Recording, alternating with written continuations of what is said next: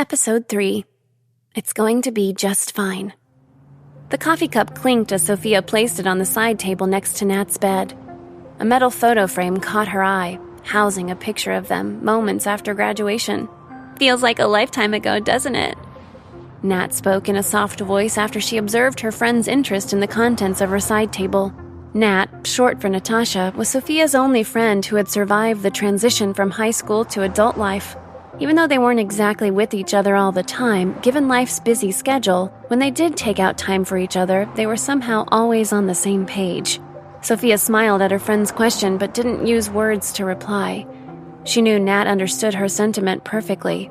Just because we somehow finish each other's sentences doesn't mean you stop communicating actual words with me, Soph. Nat tried her best to look annoyed. I just don't know what to do, Nat. I miss George.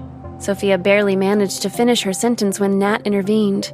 Sophia, no, you can't. You can't let your life revolve around that guy. Sophia looked down at her hands again, not able to make eye contact with her friend. Suddenly, her feelings for the past rushed back, and she no longer knew how to control them. A single tear formed at the corner of her left eye, encapsulating everything that she was holding back as it slid down her cheek. Nat couldn't bear the sight of her friend in distress. She sat up straight from between her pillow fort and hugged her friend as hard as she could. Sophia hugged her back and began to sob, her face hidden in the much-needed embrace. Look, Soph, you know I love you. I know George meant a lot to you and that you dreamt of having a life with him, but, honey, things happen for a reason. If he isn't in this walk of life with you, then don't you think it's time for you to move on? Nat paused her speech for a second, waiting for a reply from her friend who was hurt and upset. I can't. Sophia pulled back, and now both of them were facing each other. I can't just forget him. It's not that easy. No one is asking you to erase your memory, Soph. He was your first love, and no one can deny that, but at the same time, you have to understand that sometimes things don't work out. I mean, isn't he the one who just decided not to text or call back? It's not that simple, Nat. One day we were picking out a suit for his friend's wedding, and the next day he just disappeared. How do you expect me to get over something like that? Do you expect me to be content with the fact that George just vanished? Fresh tears formed in Sophia's eyes. She couldn't make sense of what happened to her perfect life with George. I know the situation got freaky. However, men do end up ghosting. You deserve love, Sophia. You deserve all the happiness in the world. And if your parents want you to start a new life, then maybe it is for the best. Nat gently held on to both of Sophia's hands as she nudged her to answer the question. Isn't it? Sophia used her sleeve to wipe the tears off her cheek, still holding on to Nat. I want to be happy. I want a good life. I just don't know how I can get all that with a guy I don't even know. Nat understood what she meant and intently listened to what she had to say. Sophia positioned a pillow behind her and threw herself on it. You should have seen his family at brunch. I stood out and they knew it. It was mortifying. He looked at me as if I were an alien, extraterrestrial creature. And what was I doing? Holding cupcakes. Nat laughed out loud, which soon turned into an apologetic smile. How were the parents? And the guy, was he taller than you? Nat asked with a hint of excitement in her voice. It was like they were in high school all over again. Long nights gossiping away with good food and not a care in the world. The father seemed emotionally unavailable. Perhaps the only emotion he felt was the pride that entered every room before him. The mother seemed nice. She asked me a few questions about myself, nothing too invasive. Honestly, I was too numb to notice anything else. Nat nodded. And the guy? What's his name? Sophia paused. Liam. What's he like? Nat pressed one more time. I don't know. All I know is that he was tall. Tall and broody. I don't think he wanted to be here either. See? You already have one thing in common. Nat sat up to get a clearer view of her friend's face. Sophia wasn't pleased with Nat's interest in the new family. Will you be meeting him today for the family shopping trip? Nat's question gave Sophia a reality check, one she could have done without. Today was the day the Whites had gone over to meet the Benjamins for the first time since the brunch. Engagement dates had to be finalized, along with venues, catering. They might as well hire a new bride and groom too while they're at it, Sophia thought to herself. She knew how impressed her family already was with what the Benjamins brought to the table, and now Nat seemed to share their sentiment.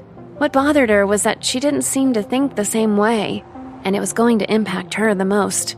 It was true. Sophia didn't care that Liam's father owned a printing press in Chicago.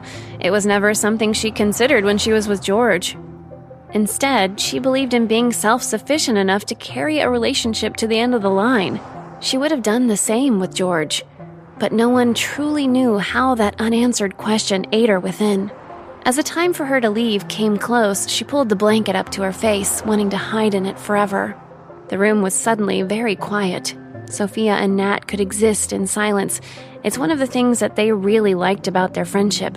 They didn't have to talk all the time. They could just exist, in their own space, in their own problems. They drew strength from the thought that they were fighting their own battles while lying next to each other, and just seeing the other muster the courage to live another day was enough for them. Nat didn't know how else to comfort her friend. In her mind, marrying Liam was the rational thing to do. She considered her friend lucky because, in truth, Nat struggled too. Her on-again, off-again relationships never showed the promise of stability in the future, and she, too, was scared. Sophia was anxious. She was expected to join the women for a shopping trip later, but all she wanted to do was stay in Nat's bed till it was time for her to get into her own. She thought about how her mother acted so strange in front of Mrs. Benjamin, as if it was her life's purpose to please her. She was so agreeable with her. It made her sick. The sickness in her stomach suddenly turned into a plunge when her phone rang. It was her father. Sophia looked at her phone ringing, not wanting to answer it. She knew what it was about. They were ready for her. She eventually picked it up after fighting the urge to let it go to voicemail and letting out a strange, "Hello?" Her father, determined, went off on a tangent of his own. "Hello, yes, Sophia. What took you so long to answer the phone? Anyway, have you left yet? Mr. Benjamin and I have decided to try mini golf for the evening while you, your sister, and your mother join Mrs. Benjamin for whatever trip they have planned. Liam had to cut himself out. Some work emergency, I presume. Hello? Sophia? Are you there? Hello? Have you left yet, honey?" Sophia sighed and replied, "I'm on my way." She kept the phone away, not caring much about greetings and goodbyes. Liam had conveniently removed himself from the situation, something that Sophia would never have the privilege of doing. Nat looked at her friend, a small, "It's going to be just fine" smile across her face. Saying goodbye to Nat wasn't easy. She wasn't going away or anything, but it felt like she was. It somehow felt like this was the last time she would see her best friend before she unwillingly threw herself headlong into the arrangement her parents had oh so lovingly cast upon her. Sophia soon found herself in the back of an Uber, wondering if she could just change her destination. At this point, she was ready to give anything to avoid the shopping trip with her parents and in-laws. In-laws. Ugh, another plunge in her gut, she thought to herself. It was at that moment where she realized that she was to move to a new house with a new set of people to please. The shopping trip today marked the start of her transition from one family to another, and there wasn't much she could do about it.